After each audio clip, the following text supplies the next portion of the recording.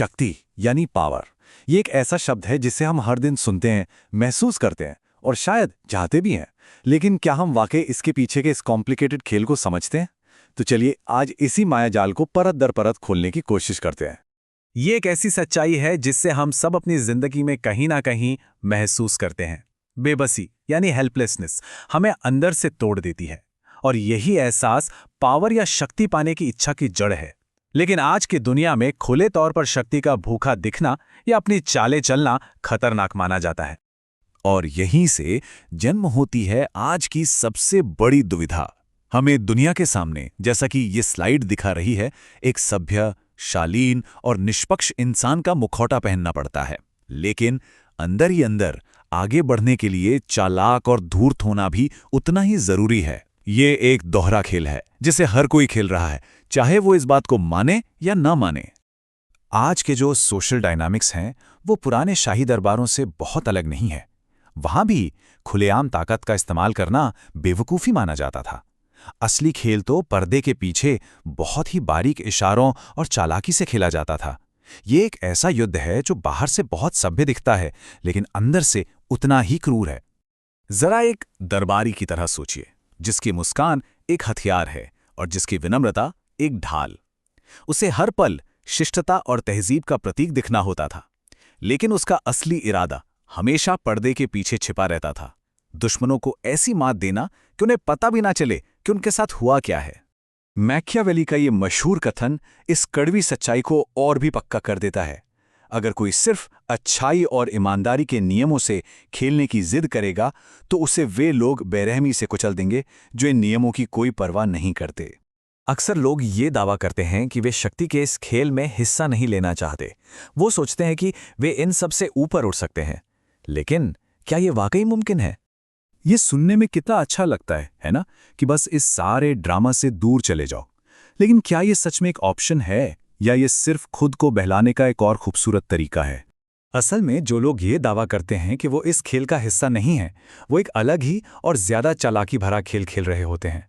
उनकी चालें देखिए, हमदर्दी पाने के लिए अपनी कमजोरी का इस्तेमाल करना, या फिर एक ऊंचे नैतिक धरातल पर खड़े होकर अपनी असली मंशा छिपाने के लिए ईमानदारी का दिखावा करना। और यहीं पर है असली ट्विस्ट। जो खुद को इस खेल से बाहर बताते हैं वो अक्सर शक्ति के सबसे माहिर खिलाड़ी होते हैं। उनका भोलापन और उनकी अच्छाई असल में हेरफेर करने के बेहद असरदार और छिपे हुए हथियार होते हैं। तो चलिए अब बाहरी दुनिया के खेल से हटकर जरा अपने अंदर झांकते हैं, क्योंकि शक्ति में महारत हासिल करने का रास्ता बाहरी दुनिया से नहीं बल्कि भीतरी अनुशासन से शुरू होता है। तो फिर पावर हासिल करने के रास्ते में सबसे बड़ी रुकावट आखिर है क्या? कोई बाहरी दुश्मन नहीं, बल्कि हमारी अपनी भावनाएं। जिस पल हम किसी सिचुएशन पर इमोशनली होकर रिएक्ट करते हैं, उसी पल हम अपनी सोचने समझने की शक्ति खो देते हैं। और जो देख नहीं सकता वो भला नियंत्रण कैसे कर सकता है? जैसा आप इस स्लाइड पे देख सकते हैं, गुस्सा, प्यार या किसी से बहुत ज्यादा लगाव, ये ऐसी भावनाएं हैं जो हमें अंधा बना सकती हैं। शक्ति की असली नींव टिकती है इमोशनल कंट्रोल और ठंडे तर्क पर। ये वो हथियार हैं जो हमें धुंध के पार देखने की क्षमता देते हैं। रोमन देवता जेनस, जिनके 2 चेहरे थे, इसका सबसे अच्छा सिंबल है। एक चेहरा अतीत को देखता था ताकि गलतियों से सीखा जा सके, और दूसरा भविष्य को, ताकि आने वाले कल के लिए तैयार रहा जा सके। यही है शक्ति का जेनस पर्सपेक्टिव। तो ठीक है, अब बात करते हैं उन स्किल्स और रणनीतियों की जो एक आम इंसान को शक्ति के माहिर खिलाड़ी में बदल सकती हैं।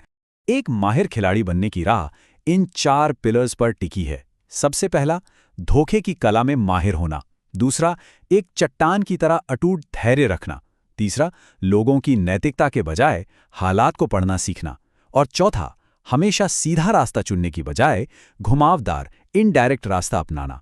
तो इस बात को याद रखिए, धोखा आपका सबसे शक्तिशाली हथियार है और धैर्य आपकी सबसे मजबूत ढाल।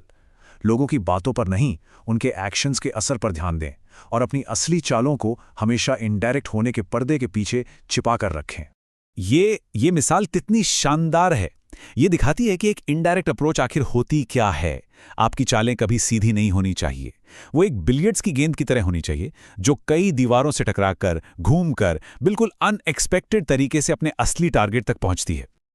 अब हम इस विश्लेषण के अंत में पहुंचते हैं, जहां एक बहुत अहम सवाल उठता है। क्या शक्ति का इस्तेमाल हमेशा नेगेटिव ही होता है, या इसे एक आर्ट, एक कला की तरह भी देखा जा सकता है? यहाँ पर मूल तर्क ये है, अगर इस खेल से बचना नामुमकिन है, तो इसमें एक अनाड़ी खिलाड़ी बनकर जलने से कहीं बेहतर है कि एक कलाकार बना जाए। एक ऐसा कलाकार जो इस खेल के नियमों को जानता है, समझता है और उन्हें अपनी मर्जी से मोड़ सकता है। तो यहाँ पर हमारे सामने दो रास्ते बिल्कुल साफ हैं।